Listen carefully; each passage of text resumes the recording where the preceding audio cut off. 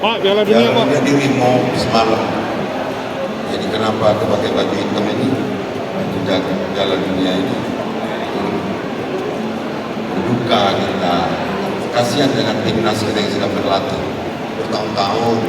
Terus sudah sekian banyak APBD, APBN yang dikeluarkan untuk menyambut para tamu-tamu tingkat dunia kita. Kita berharap ada geliat ekonomi yang dahsyat akibat itu, tapi harus dibatalkan dan kita harus menerima konsekuensi itu. Meskipun infrastruktur kita sudah layak dinyatakan 100% siap, tapi inilah bahwa FIFA punya standarisasi tersendiri terhadap perilaku tuan rumah. Nah ini ya. Maka selalu saya ingatkan dengan orang Sumsel pada saat itu, alhamdulillah kita bukan salah satu yang bermasalah.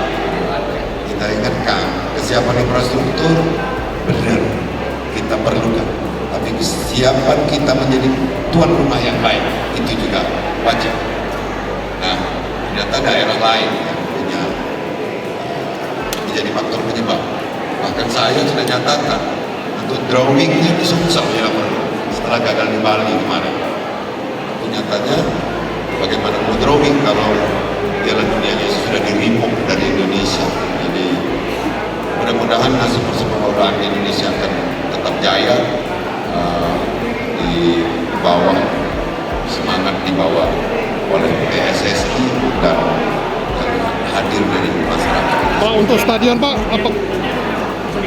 Kalau dibilang rugi tidak ada yang kita istilah rugi, tapi harus selama ini kita mengalokasikan jumlah finansial tertentu APBN dan APBD fokus yang seharusnya ada prioritas lain. Ini yang kita sedihkan, kenapa harus terjadi seperti ini. Bayangkan dari 2019 dari 2020 kita sudah mempersiapkan ini, sebab rencana awalnya 2021 karena COVID bergeser 2023. Sudah hanya tinggal hitung hari dibatalkan. Itu banyak persiapan, pemilik hotel, pengelola rumah makan tidak menyambut ini dengan begitu baik, dan dengan gegap kita perusahaan